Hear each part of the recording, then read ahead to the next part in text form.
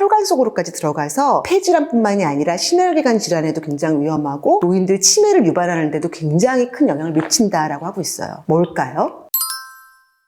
안녕하세요. 우리의 삶을 에코라이프로 만들고 싶은 에코맘 코리아 하지원입니다. 여러분 반갑습니다. 안녕하세요. 오늘 여러분들하고 어떤 이야기를 하고 싶냐면요. 삶을 제가 계속 에코라이프로 살아야 된다 이런 얘기 많이 하잖아요. 그런데 이게 어떤 분들은 국공을 위해서 또는 뭐 지구를 위해서 한다라고 생각하시는 분들이 꽤 있는 것 같은데 사실은 나를 위해서 하는 거거든요. 요즘 100세 시대라 그러잖아요. 그래서 굉장히 수명이 길어졌어요. 그런데 건강 수명은 하나도 길어지지 않았다는 거예요. 올해는 사는데 아픈 상태로 오래 사는 건 저희가 원하는 삶이 아니잖아요. 그래서 환경을 아시면 건강하게 100세까지 그렇게 살 수 있는 비결을 오늘 제가 알려드릴게요. 우리가 매일 숨 쉬는 숨, 마시는 물, 그리고 우리가 먹는 것들 신경을 써야 되거든요. 근데 제일 중요한 게 뭐냐? 요즘 지속가능한 도시를 만들기 위해서 가장 집중하는 거는 공기예요. 왜냐하면 우리가 숨 안 쉬고 살 수가 없잖아요. 공기가 너무너무 중요하고요. 모든 도시에서는 어떻게 하면 우리가 깨끗한 공기를 유지할 수 있을까? 이거에 굉장히 집중하고 있어요. 요즘처럼 미세먼지 때문에 하늘이 뿌여면 밖에 막 못 나가기도 하고 먼지가 굉장히 숨 쉬는 데 나쁘구나 이런 걸 느끼실 거예요. 그래서 오늘은 그 얘기를 좀 해보도록 하겠습니다.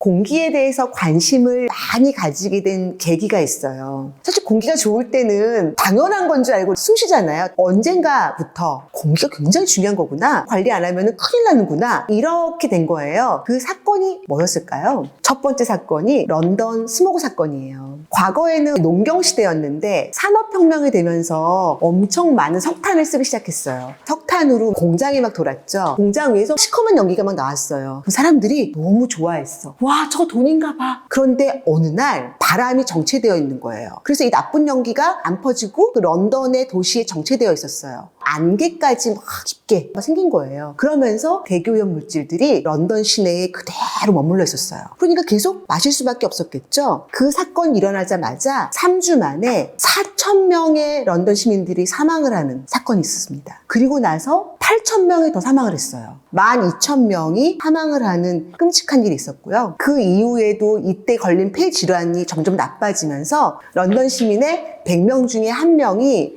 이 대기오염 물질로 아프거나 사망을 하는 사건이 있었습니다. 그래서 어떻게 됐을까요? 이 공장이 문제구나. 석탄을 떼면서 나오는 이 연기가 숨 쉴 때 굉장히 나쁜 걸 마시게 하는구나. 이런 깨달음이 있었겠죠. 그래서 이 공장들을 멀리 외곽으로 보냈어요. 사람들이 많이 사는 곳에는 공장을 두지 않는 거죠. 그래서 도심의 공기가 좋아졌습니다. 두 번째 지구의 공기를 나쁘게 한 물질은 뭐였을까요? 자동차의 등장이었어요. 트럭이 달리고 버스가 달릴 때 시커먼 연기가 막 나왔잖아요. 공장의 매연에 이어서 또 자동차가 등장해서 매연이 나오는 거예요. 자동차를 다 외곽으로 보낼 수가 있나요? 안 되잖아요. 사람하고 같이 타고 다녀야 되잖아요. 두 번째 이 매연을 어떻게 해결하면 되지? 온 세계의 관심사였어요. 전 세계가 모여서 연구를 하고 제도도 만들고 하면서 자동차의 매연을 저감시키는 매연 저감 장치라는 게 발명이 돼요. 자동차의 뒤에 머플러에 매연 저감 장치인 DFF라는 거를 붙였어요. 시커멓게 나가던 연기가 지금은 투명하게 나갑니다. 매연을 도시에서 저감시키는 게 정치인이나 과학자나 모든 시민들이 바라는 굉장히 중요한 사건이었어요.